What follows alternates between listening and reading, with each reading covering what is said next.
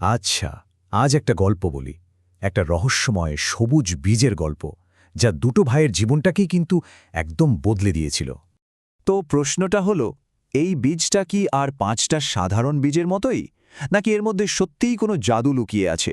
চলুন একসাথেই দেখি কিভাবে এই ছোট্ট একটা আবিষ্কার দুটো ভাইকে ধৈর্য আর পরিশ্রমের মতো এত বড় একটা শিক্ষা দিয়ে দিল। তো গল্পের প্রথম পর্বটা শুরু হচ্ছে এই রহস্যময় বীজটা দিয়েই। চলুন দেখে নেওয়া যাক কিভাবে এই অবাক করা আবিষ্কারটা দুই ভাইয়ের হাতে এসে পৌঁছালো। গল্পের দুই মূল চরিত্র হল প্রিয়ম আর প্রীতেশ। ওরা যমজ ভাই, কিন্তু স্বভাবটা একদমই আলাদা। প্রিয়ম, সে হলো ভীষণ চঞ্চল আর সবকিছু নিয়ে তার অনেক কৌতূহল। আর অন্যদিকে প্রীতেশ, সে আবার ঠিক ততটাই শান্ত আর বুদ্ধিমান। ওদের এই দুজনের এই আলাদা স্বভাবটাই কিন্তু গল্পটাকে আরও জমিয়ে তুলেছে। তো একদিন হলো কি, ওরা বিকেলে দাদুর সাথে বাগানে খেলছিল। খেলতে খেলতেই হঠাৎ ওদের চোখে পড়ল মাটির মধ্যে কি যেন একটা লুকিয়ে আছে। একটা অদ্ভুত সবুজ রঙের বীজ। সাধারণ বীজের থেকে দেখতে বেশ বড়, আর রংটাও কীরকম উজ্জ্বল। দেখলেই মনে হচ্ছিল এর ভেতরে না জানি কী রহস্য আছে। ওদের এত কৌতূহল দেখে দাদু মুচকি হেসে বললেন, বীজের মধ্যে তো ম্যাজিক থাকেই, যদি ঠিকমতো যত্ন করা হয়।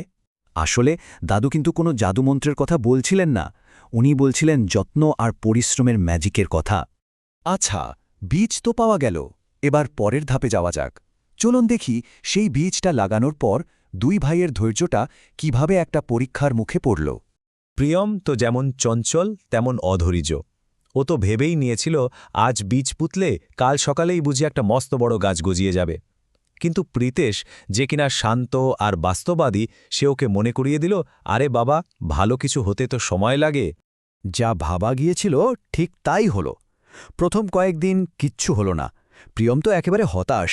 কিন্তু ঠিক যখনই ও প্রায় আশা ছেড়েই দিচ্ছিল, ঠিক তখনই মাটির বুক চিরে উকি দিল একটা ছোট্ট সবুজ চারা। ব্যাস, ওইটুকু দেখেই ওর সব হতাশা এক মুহূর্তে খুশিতে পাল্টে গেল।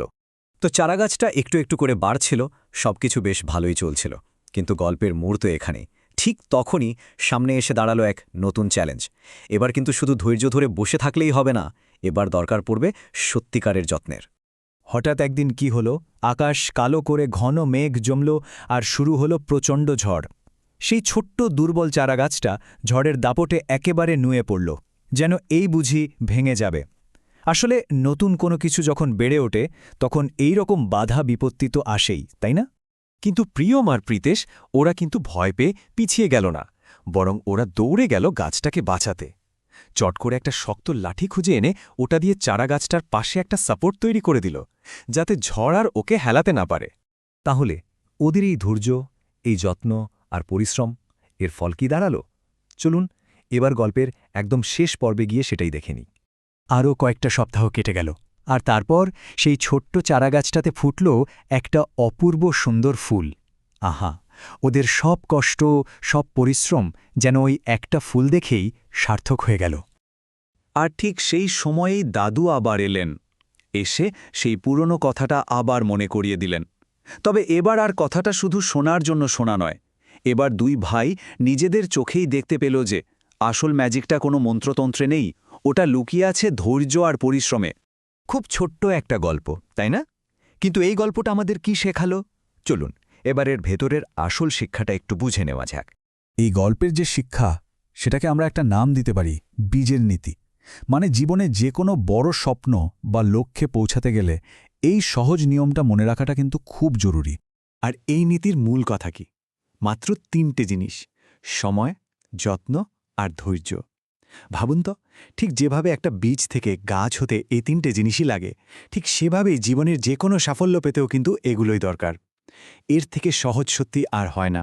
গল্পের শেষে গিয়ে আমরা কি দেখলাম? দেখলাম প্রিয়মের মধ্যে একটা দারুণ পরিবর্তন এসেছে। যে ছেলেটা একদিনেই গাছ চেয়েছিল, সে এখন ধৈর্যের আসল দামটা বুঝতে শিখেছে।